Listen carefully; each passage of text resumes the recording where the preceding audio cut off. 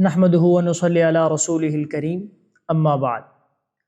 اگر ایک جانور کو ذبح کرتے وقت تکبیر کہنا بھول جائے تو کیا جانور حلال ہوگا یا حلال نہیں ہوگا؟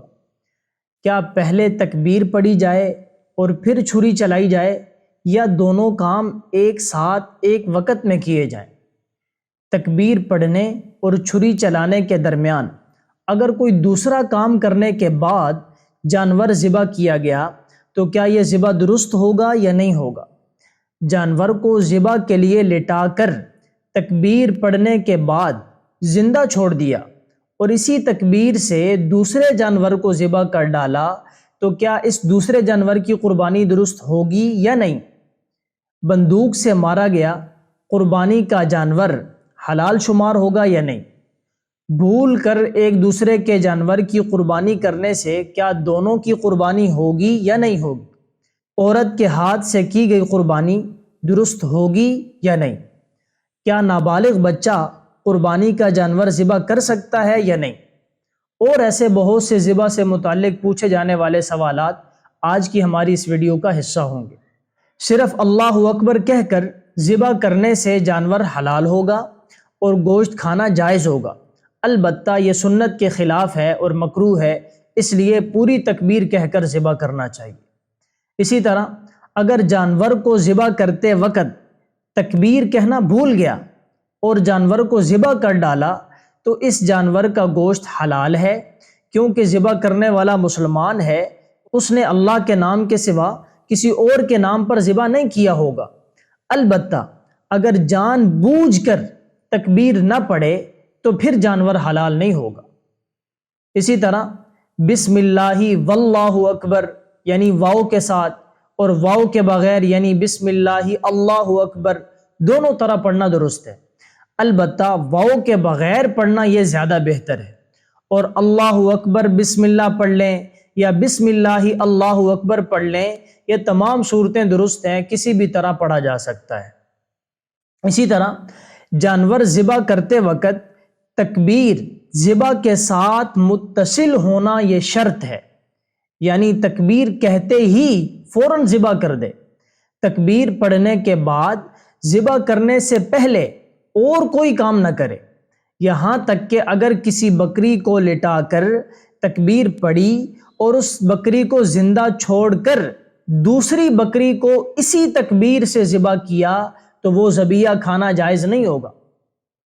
اسی طرح اگر بندوق سے شکار کیا جائے اور وہ جانور مر جائے، ذبح کرنے کی نوبت ہی نہ آئے تو وہ جانور حرام شمار ہوگا، اگرچہ بندوق چلاتے وقت تکبیر پڑھی گئی ہو پھر بھی وہ حرام شمار ہوگا۔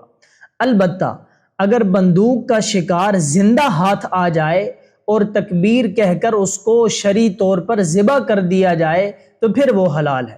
اسی طرح دو آدمیوں نے دو بکریاں قربانی کے ارادے سے خریدی اور بھول کر ایک نے دوسرے کی بکری کو ذبح کر ڈالا تو دونوں کی قربانیاں درست ہیں اور کسی پر بدلہ دینا یا قیمت ادا کرنا واجب نہیں ہے۔ اسی طرح اگر قربانی کے جانور کو ذبح کرنے کے لیے گرایا اور گرانے کی وجہ سے کوئی عیب پیدا ہو گیا تو اس عیب کا کچھ اعتبار نہیں ہے، قربانی درست ہے۔ اسی طرح مسلمان عورتوں کا ذبح کیا ہوا جانور حلال ہے، اس کا گوشت کھانا بھی جائز ہے، البتہ عورتیں اس کام کو کم جانتی ہیں اور دل کمزور ہونے کی وجہ سے ہاتھ نہ چلنے کا احتمال ہے، اس لیے بلا ضرورت ذبح کا کام عورتوں کے سپرد کرنا مناسب نہیں۔ اسی طرح اگر ذبح کے دوران جانور کا گلا کٹ کر الگ ہو گیا تو اس کا گوشت کھانا درست ہے، مکروہ نہیں ہے، البتہ جان بوجھ کر اتنا زیادہ ذبح کرنا کہ گلا ہی کٹ کر الگ ہو جائے یہ مکروہ ہے۔ اسی طرح گنگے کا ذبح کیا ہوا جانور حلال ہے، اس کا گوشت کھانا جائز ہے، کیونکہ گنگا آدمی تکبیر کو چھوڑ دینے میں معذور ہے، وہ اس کو عذر لاحق ہے، اس لیے وہ تکبیر پڑھ نہیں سکتا۔ اسی طرح نابالغ بچہ جانور کو ذبح کر سکتا ہے، تکبیر پڑھ کر ذبح کیا ہے تو جائز ہے اور گوشت کھانا بھی حلال ہے۔